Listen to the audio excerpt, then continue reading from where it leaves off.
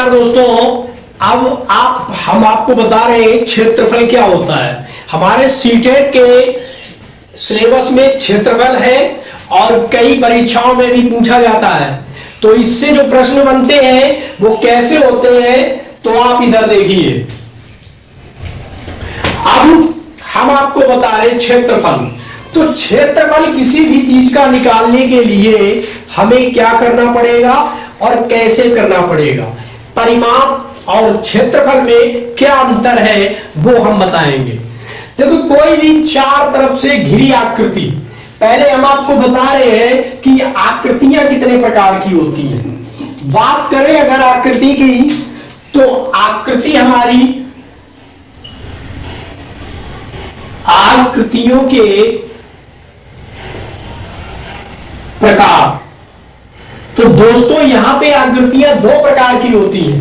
कौन सी होती है? दो प्रकार की होती है। पहली होती है खुली आकृति। खुली आकृति, ठीक। तो खुली आकृति क्या है? खुली आकृति मतलब वो है जो चीज खुली हुई हो, ठीक। यानी कि ये आकृति क्या है? ये खुली हुई आकृति है। इसी में हमें दूसरी आकृति और बना दे इस तरह से, तो ये भी एक खुली हुई आकृति है।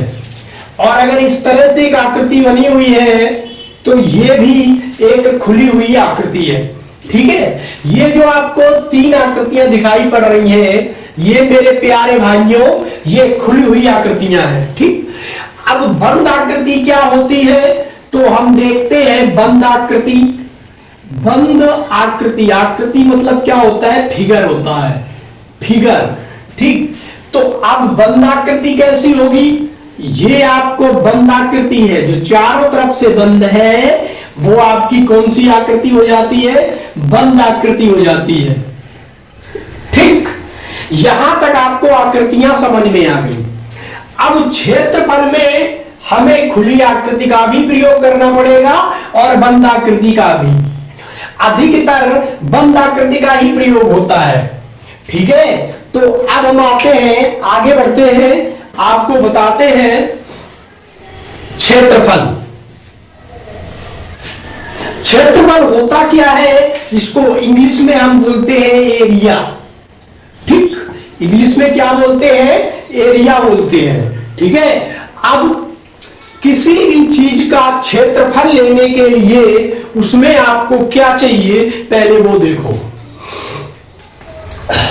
क्षेत्रफल में भी आकृतियां अलग होती है। पहली हेडिंग डाल लीजिए आप, क्षेत्रफल।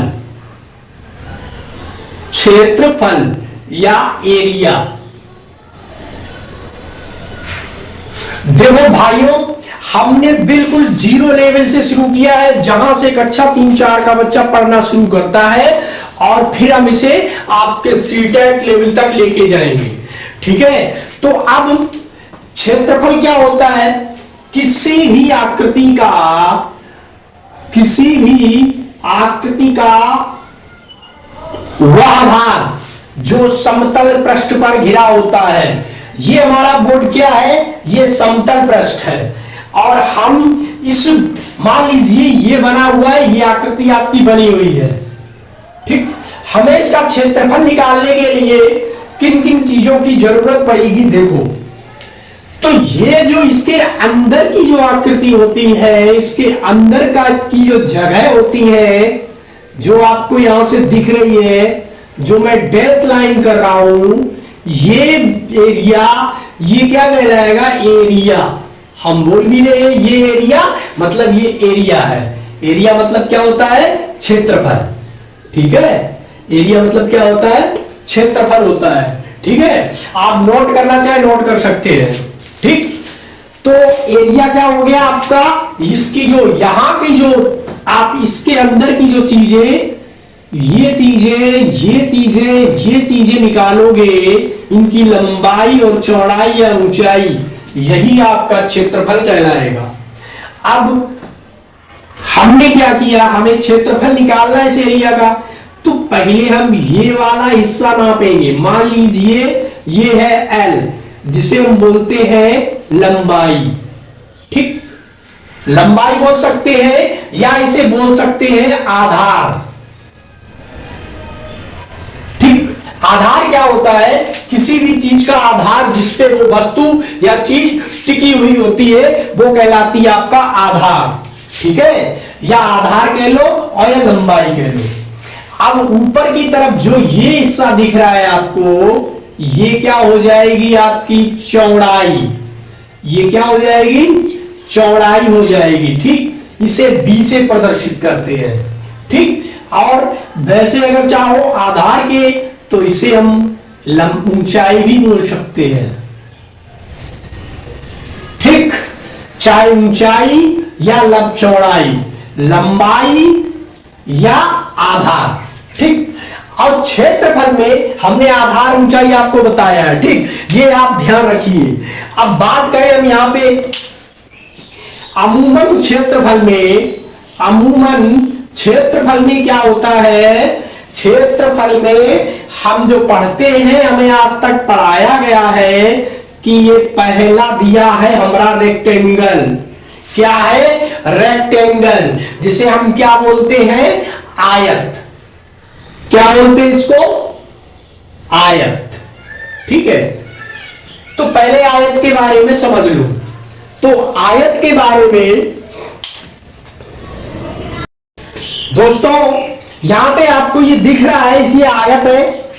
तो आयत क्या होता है? देखो, बड़ी मजेदार चीज है, मजेदार तरीके से बताएंगे आपको। आयत एक चतुर्भुज होता है। क्या होता है? एक चतुर्भुज है।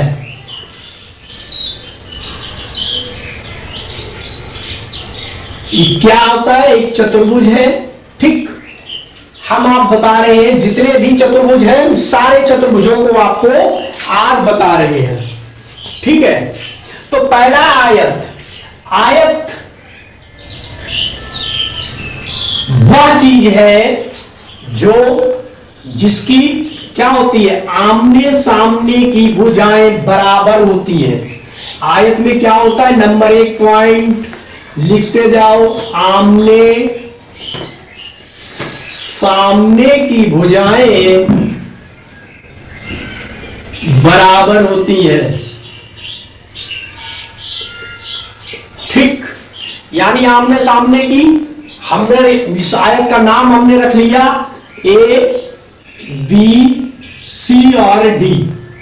4 नाम है इसके। तो इसके आमने सामने की भुजाएं बराबर है, ये भुजाएं भी बराबर है। ठीक है, यानी कि अगर बात करें ए बी बराबर किसके है? डी सी के है। ए और बी और डी और सी ये दोनों बराबर है, तो ए बी बराबर डी सी लिख सकते हैं। चलो, अब इसमें देखो ए और डी बराबर किसके है? बी और सी के। ए डी किसके बराबर है? ए डी किसके बराबर है? बी सी के बराबर है। ये जो साइन हमने बनाया इसका मतलब क्या है? ये इसके बराबर है और ये इसके बराबर है। ठीक, ये तो हो गई चतुर्भुज की जानकारी। और अगर आपसे पूछ दे कोई कि चतुर्भुज का परिमाप या क्षेत्रफल क्या होता है? आयत का, आयत के बारे में पूछ दे कि आयत का परिमाप, चलो हम निकालते हैं। ये एक तरह का आयत है।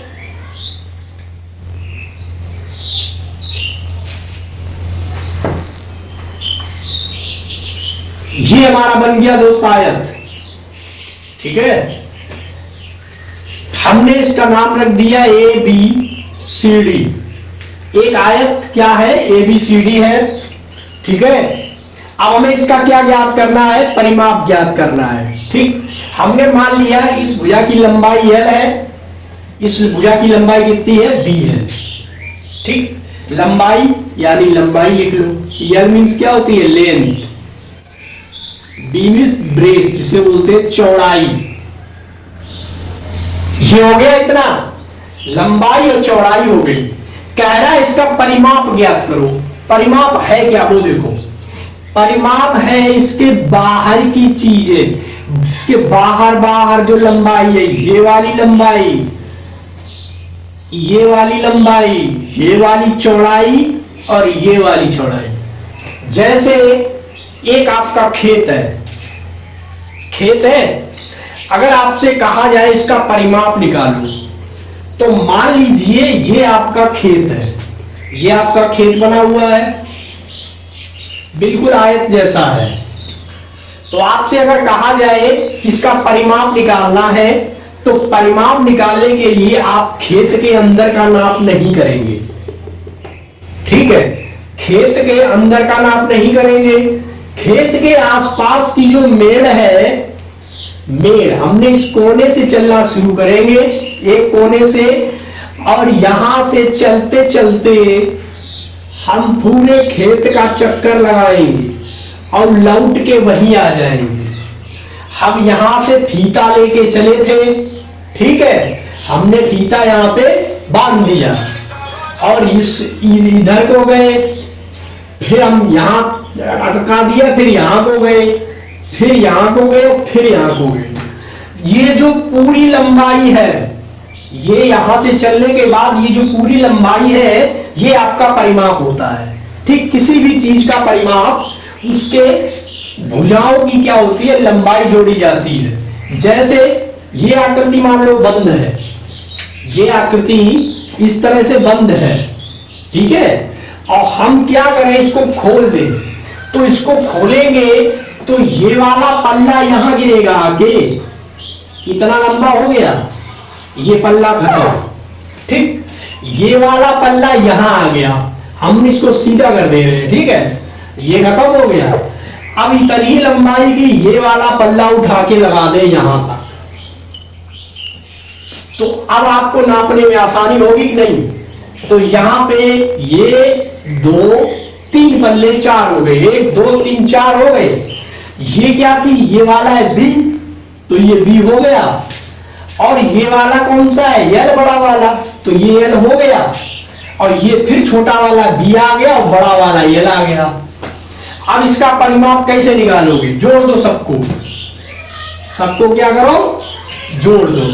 जोड़ दिया, देखो 1 बी 2 बी, 1 एल और 2 एल हो गई, तो परिमाप क्या हो जाएगा, परिमाप बराबर, देखो 2 एल है और 2 बी है, मतलब 2 चौड़ाई है और 2 लंबाई है। तो हमने दोनों क्या किया, जोड़ दिया।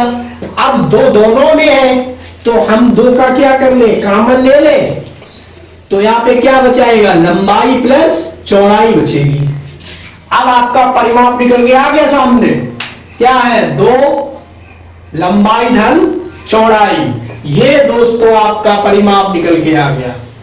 तो आयत का परिमाप क्या है, 2 लंबाई धन चौड़ाई।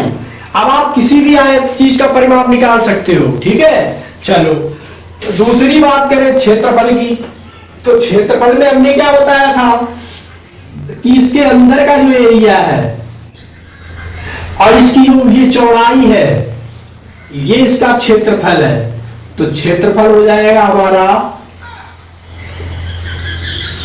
लंबाई गुणे चौड़ाई। तो आयत का क्षेत्रफल क्या होता है, लंबाई गुणे चौड़ाई। आयत का परिमाप क्या होता है, 2 गुणे लंबाई प्लस ऊंचाई, ठीक है। चलो अब हम बात करते हैं, यहां पे आयत आपको समझ में आ गया। अब हम बात करते हैं वर्ग की। किसकी बात करें, वर्ग, जिसे क्या बोलते हैं, स्क्वायर। हम इसे क्या बोलते हैं, स्क्वायर बोलते हैं। देखो तो अब आ गया हमारा वर्ग है ये, इसको हम बोलते हैं स्क्वायर, ठीक। वर्ग में क्या होता है, इसकी चारों भुजाएं बराबर होती हैं। स्क्वायर की चारों भुजाएं क्या होती हैं, बराबर होती है। ये इसके बराबर से बराबर, ये दोनों सब बराबर है, ठीक। नाम रख दो इसका ABCD, ठीक, रखो चाहे ना रखो वो आपके ऊपर है। तो जब इनकी चारों भुजाएं बराबर होती है तो परिमाप कैसे निकालोगे, परिमाप कैसे, इसका परिमाप निकालना है, इधर चलो इधर चलो इधर चलो और इधर चलो। जब चारों भुजाएं बराबर है तो हमने मान लिया इसकी एक भुजा A है, तो चारों भुजाएं A होगी कि नहीं, ठीक है। जब चारों एक कमरा बना है, कमरे की चारों दीवारें बराबर है, तो उनकी ए नाम रख दिया सबका। तो इसका परिमाप क्या होगा? देखो, वर्ग का परिमाप कैसे निकालोगे? हमने क्या बताया था, यहां से चलो और यहां से नापते चले जाओ। तो यहां से नापा आपने 1a, यहां से 2a, यहां से 3a और यहां से 4a। तो परिमाप क्या हो गया? 4 में गुणे a, यानी 4 इंटू भुजा। यहां पे a बराबर है आपका भुजा, ठीक, a बराबर आपकी भुजा हो गई। ये तो हमारे वर्ग का परिमाप निकल के आया। अब इसका क्षेत्रफल, दोस्तों क्षेत्रफल के लिए क्या करेंगे? क्षेत्रफल तो इस एरिया का निकालना पड़ेगा ना। तो हमने अभी बताया ये वाला और ये वाले दोनों का क्या कर दिया जाए? गुणा। तो क्षेत्रफल क्या निकलेगा? वर्ग का क्षेत्रफल बराबर होता है, जब गुणा करेंगे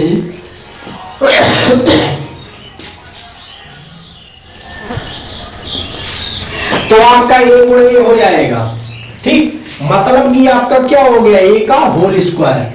होल स्क्वायर समझ में आता है? जब दो चीजें गुणा में होती है तो उनके ऊपर 2 बना के लिख देते हैं। ये क्या होगा? आपका भुजा का स्क्वायर। समझ में आई बात? क्या हो गया? भुजा का स्क्वायर हो गया, ठीक। अब आपको यहाँ स्क्वायर का भी फार्मूला पता चल गया। और स्क्वायर के बारे में जानो। देखो, ये स्क्वायर के जो चारों कोण हैं वो कितने होते हैं? 90 डिग्री। कितने होते हैं मेरे भाई? 90 डिग्री होते हैं। ये हो गए 90 डिग्री के, ठीक। तो अब दूसरा एक चीज और आता है, ठीक। यहां तक समझ में आ गया? अब दूसरी एक चीज आती है, वर्ग हो गया। पहला आयत था, दूसरा वर्ग है, तीसरा क्या होगा? एक बड़ा वी। देखो, हमने आयत को थोड़ा झुका दिया। आयत को क्या किया? थोड़ा झुका दिया, तो ये इस तरह का हो गया। तो इसे बोलते हैं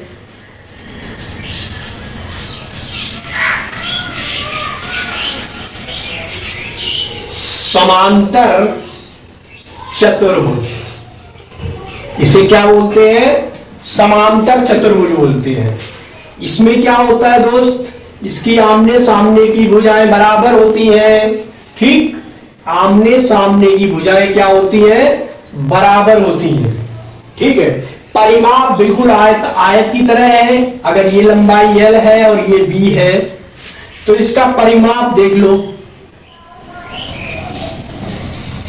परिमाप क्या हो जाएगा और फिर इसका क्षेत्रफल क्या हो जाएगा? दोनों चीजें इसकी अलग अलग होंगी कुछ, ठीक। ये दिखने में लग रहा है समांतर चतुर्भुज। अब इसमें क्या होगा? परिमाप होगा 2 गुणे असमांतर भुजाओं का योग।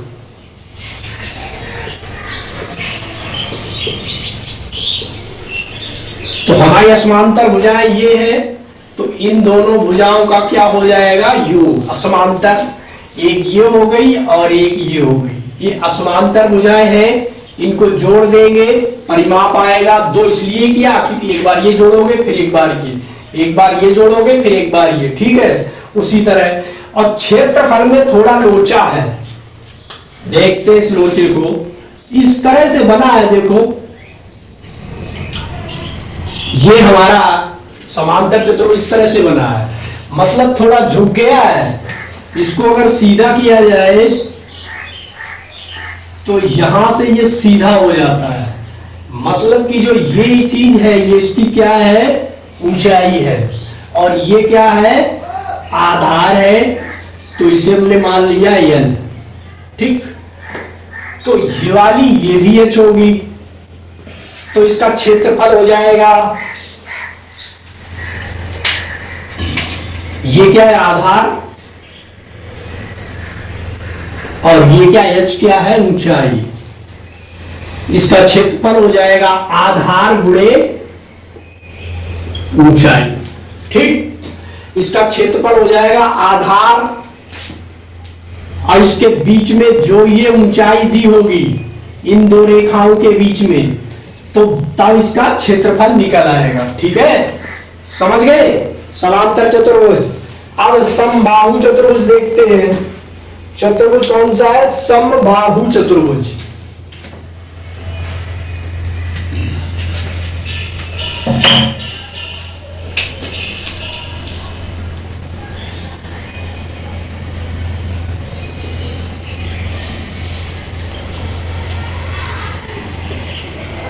समबाहु का मतलब होता है जिसकी सभी भुजाएं बराबर हो। सम मतलब होता है बराबर, बाहु मीन्स होता है बाह या भुजा। बराबर हो वो क्या कहलाएगा, समबाहु। जैसे एक वर्ग है, वर्ग की चारों भुजाएं क्या होती हैं, बराबर होती हैं। हम इसको थोड़ा यहां से पकड़ के इसे खींच देते हैं। क्या करें, यहां से इसको ऐसे खींच दें तो ये इस अवस्था में बन जाएगा।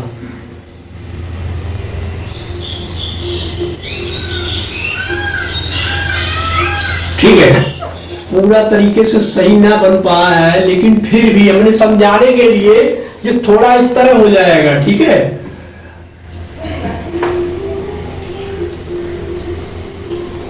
ठीक। तो इसकी सारी भुजाएं क्या बराबर होंगी, लेकिन इसके विकर्ण एक दूसरे से मध्य में काटेंगे। ठीक है, और इसके विकर्णों से यहां से जो कोण बनेगा वो 90 डिग्री का ही होगा। ठीक, तो इसकी निकालने के लिए परिमाप, इसकी परिमाप निकालेंगे तो चारों भुजाओं पे ही जाएंगे। तो इसका भी परिमाप होता है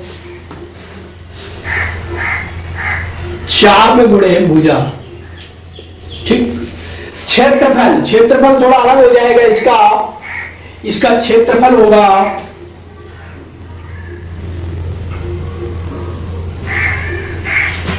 2 गुणे विकर्णों का गुणनफल।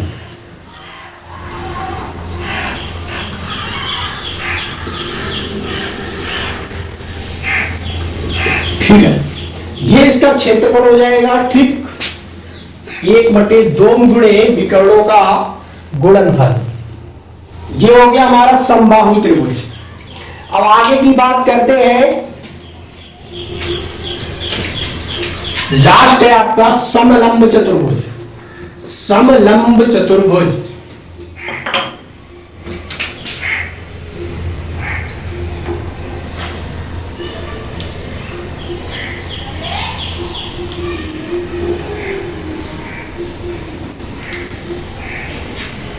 समलंब चतुर्भुज क्या होता है, ऐसा चतुर्भुज जिसकी 2 भुजाएं समांतर है और जिसपे क्या होता है, लंब। ये लंब गिरेगा ना, ये भुजा इसके क्या है, समांतर है। हमने माना ए बी और सी डी भुजाएं हैं, तो ए बी समानांतर है डीसी के। ठीक, तो इसका परिमाप कैसे निकालेंगे, तो परिमाप के लिए आपको सारों भुजाएं जोड़नी पड़ेंगी, उसका परिमाप निकल आएगा। क्षेत्रफल निकालने के लिए क्या करेंगे, देखो क्षेत्रफल निकालने के लिए समांतर भुजाएं जो हैं इनको जोड़ लेंगे। ये ऊपर वाली भुजाएं जो हैं इनको क्या करेंगे, जोड़ लेंगे, जितनी भी हो 5, 10, 15, 20, 25, 100। ठीक, और फिर इनके बीच की जो ये दूरी है, ये इसका गुणा कर देंगे। पहले इन भुजाओं को जोड़ लेंगे। ठीक, और इसके बीच की जो दूरी वो हमें दी गई होगी उसका क्या कर देंगे, गुणा। तो फार क्या बन जाएगा इसका क्षेत्रफल,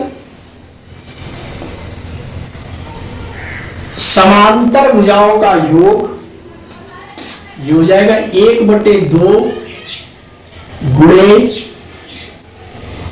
समांतर भुजाओं का योग गुणे उनके बीच की दूरी, उनके बीच की दूरी। ठीक, समझ में आ गया। अब समांतर समलंब चतुर्भुज खत्म हो गया। अब अगर कोई तुमसे कहे कि ये कमरा है, कमरा, कमरे की चारों दीवारों का क्षेत्रफल ज्ञात करो। अगर पूछ देता है कि कमरे की चारों दीवारों का क्षेत्रफल, तो उसका फार्मूला है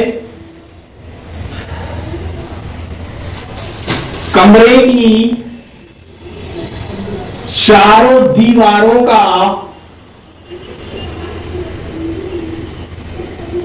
क्षेत्रफल हो जाएगा मेरे दोस्त 2 लंबाई प्लस ऊंचाई चौड़ाई गुणे ऊंचाई। ये हमारा हो गया कमरे का क्षेत्रफल।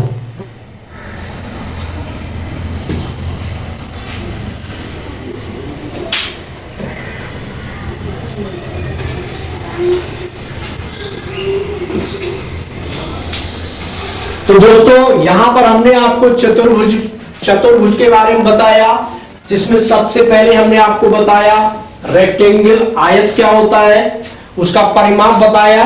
तो आयत का परिमाप होता है, क्या होता है, 2 गुणे लंबाई धन चौड़ाई। ठीक, फिर हमने आयत का क्षेत्रफल आपको बताया, वो होता है लंबाई गुणे चौड़ाई। उसके बाद हमने दूसरी चीज आपको बताई वर्ग, वर्ग जिसे हम स्क्वायर बोलते हैं, इसका परिमाप होता है 4 में गुणे भुजा, यानी चारों भुजाओं का जोड़। ठीक है, तो हम 4 में गुणे भुजा कह सकते हैं। उसके बाद हमने आपको समांतर चतुर्भुज बताया, तो इसका हमने आपको क्या बताया, परिमाप। तो परिमाप होता है इसका 4 में गुणे भुजा, वही असमांतर भुजाओं का योग, 2 गुणे इसका परिमाप होता है असमांतर, 2 गुणे असमांतर भुजाओं का योग। उसके बाद में इसका क्षेत्रफल क्या है, क्षेत्रफल हमने बताया 2 गुणे असमांतर भुजा, हाँ 2 आधार गुणे शीर्ष होता है असमांतर चतुर्भुज, आधार गुणे ऊंचाई कह लो जिससे। ठीक है, फिर हमने आपको बताया समबाहु चतुर्भुज। समबाहु चतुर्भुज में क्या होता है, इसका परिमाप होता है 1/2 गुणे विकर्णों का गुणनफल। तो ये क्या है, इसका क्षेत्रफल है। ठीक, उसके बाद में हमने बताया समांतर चतुर्भुज, इसमें हमने इसका क्षेत्रफल बताया 1/2 गुणे असमांतर भुजाओं का योग गुणे उनके बीच की दूरी। ठीक, अब हमने तीसरी चीज, जैसे कि कमरे का क्षेत्रफल निकालना है किसी चारों दीवारों का, तो उसके लिए फार्मूला लिखा हुआ है कि 2 लंबाई धन चौड़ाई गुणे ऊंचाई। दोस्तों हमने यहाँ पे ये जो चीजें थी सिलेबस में सारी बता दी है, फार्मूले बता दिए हैं। कल हम इसके न्यूमेरिकल अगली क्लास में, और अगली क्लास में त्रिभुज भी हम आपको समझाएंगे। ठीक है, त्रिभुज हो गया, सर्कल हो गया। तो आपको हमारी क्लास कैसी लगी जरूर बताइएगा, इसको लाइक और शेयर करते रहिए। धन्यवाद।